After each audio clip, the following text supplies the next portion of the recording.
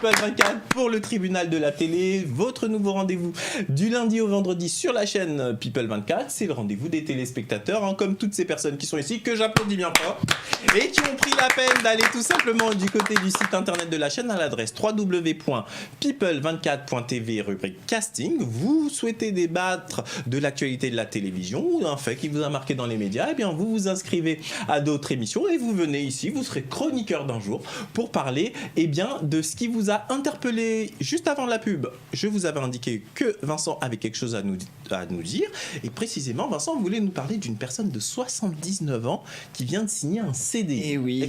Bah écoutez-moi ou écoute-moi toi le retraité qui est derrière ta télé.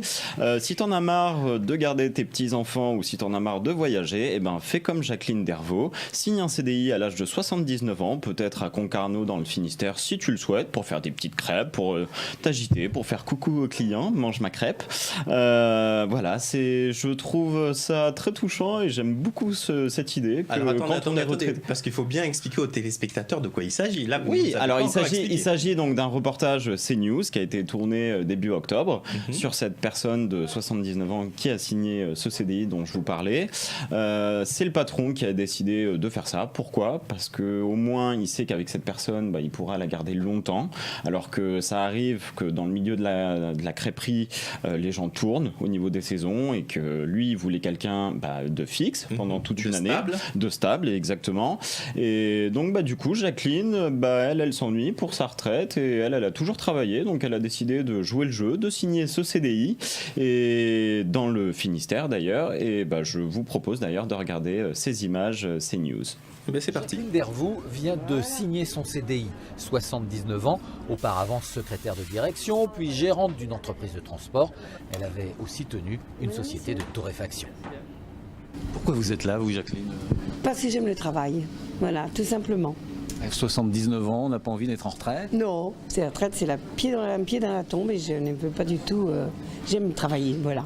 Effectivement, oui, on se rend compte, enfin, c'est hyper parlant, mais est-ce qu'on n'a pas justement changé d'époque ? C'est-à-dire que à l'époque, on arrivait à la retraite et boum, on ne travaillait plus, on pouvait se reposer. Mais aujourd'hui, vous avez beaucoup de retraités qui ont justement des petites retraites. Et on voit d'ailleurs, suite aux décisions du gouvernement, que la gronde commence à prendre petit à petit au niveau des retraités. Vous en pensez quoi, Adrien, de cette situation d'une personne de 71 ans, pardon ? 79 ans. 79 Oui, 79 ans, je ne me suis pas trompé. Qui, à près de 80 ans, se remet à travailler dans le cadre d'un CDI. Moi déjà je voudrais dire déjà chapeau au patron parce qu'il faut quand même oser parce que c'est pas tous les patrons qui feraient ça. Déjà malheureusement les personnes qui atteignent facilement 50 ans ont plus de mal à trouver un travail quand ils en perdent un. Donc là à 79 ans proposer un CDI, je trouve ça très très bien et très courageux de la part du patron. Et après cette dame si elle est heureuse en travaillant, pourquoi pas. Après je pense qu'il y a possibilité de satisfaire tout le monde au niveau du travail.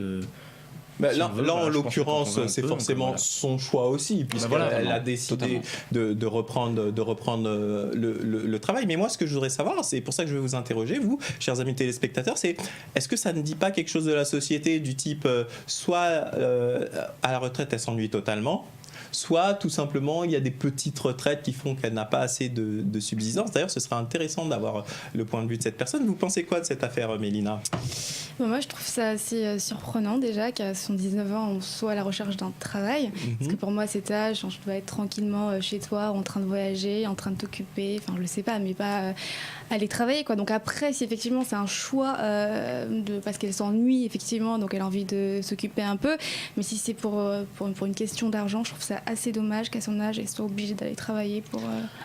Alors, dans le reportage, justement, comme elle dit, c'est que c'est vraiment parce que, voilà, elle veut limite mourir au travail, quoi. Elle a toujours travaillé, même depuis qu'elle est gamine, donc non, c'est vraiment dans le sens l'activité, quoi, en fait. Très D'accord. Alors moi, je voudrais vous sensibiliser sur un autre point dont vient de parler Adrien. Adrien vient de passer un coup de chapeau aux dirigeants de cette entreprise. Mais est-ce que ça révèle pas aussi autre chose? Alors là, vous êtes, comme cette émission a beaucoup de jeunes qui la regardent, moi je vous pose la question, hein, est-ce que ça révèle pas aussi que les patrons finalement ils disent que les jeunes aujourd'hui sont un peu fainéants et que dès qu'on les met dans un métier un peu manuel, un peu ceci, un peu cela, tout de suite c'est prise de tête, ils restent quelques semaines et ils s'en vont. Et là pour le coup, il s'est dit en prenant une personne d'un certain âge, elle au moins je suis sûr qu'elle bougera pas et qu'elle restera là. Vous en pensez quoi, Georges? Moi je trouve que c'est vrai, puisque la majorité des jeunes, on est tous paresseux. La majorité, j'ai bien dit.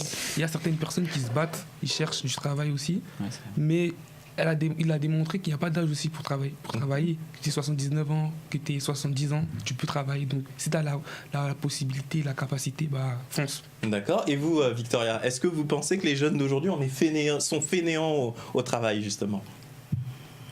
Un tout petit peu quand même. Après, ça dépend de la volonté de tout un chacun. Donc, je ne peux pas vraiment donner mon avis sur ça. Mais je trouve que c'est une bonne chose quand même. Il y a des personnes âgées qui n'aiment pas le fait d'être inactifs, donc de pouvoir les occuper, parce qu'il y en a, famille, ils n'ont plus de famille, c'est souvent compliqué, donc c'est bien de pouvoir leur donner une occupation et voilà, faire plaisir à tout le monde. D'accord. Vous avez pensé quoi de ce sujet, Sandy? Moi, je suis très contente pour elle, parce que si elle est épanouie, que ça lui permet de ne pas rester enfermée chez elle, toute seule, en plus elle est peut-être, je sais pas, veuve ou j'en sais rien, mais au moins, voilà, elle sera épanouie, elle a une activité, et puis voilà, si elle a la force, tant mieux. Non, en tous les cas, c'est une belle histoire. Merci beaucoup, Vincent, de nous en avoir parlé aujourd'hui dans le tribunal de la télé.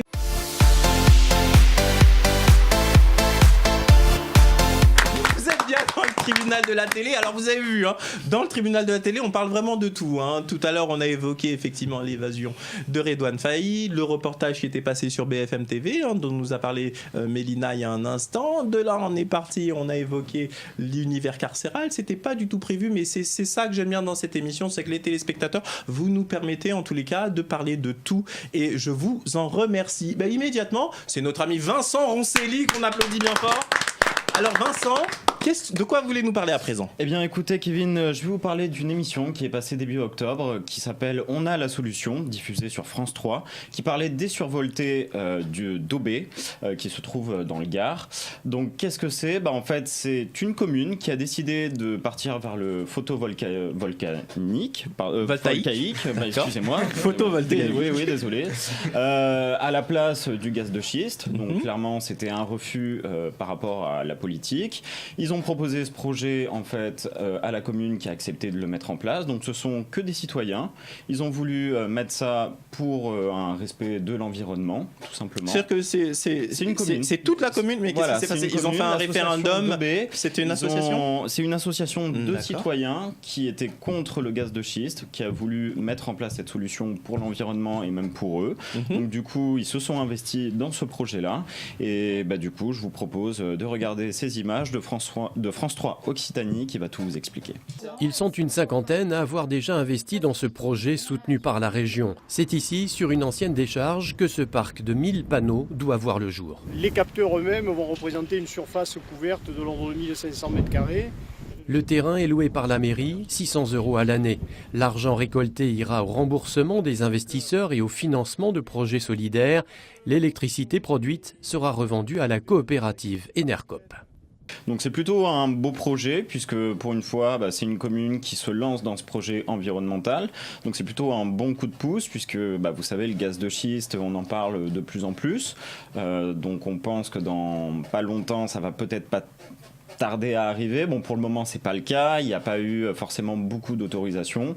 Donc, c'est peut-être un risque. Donc, j'espère qu'il y a plusieurs communes qui le prendront au sérieux et qui peut-être le mettront en place, tout simplement. Écoutez, c'est une idée en tous les cas. Vu l'état de notre planète, ça fait toujours du bien.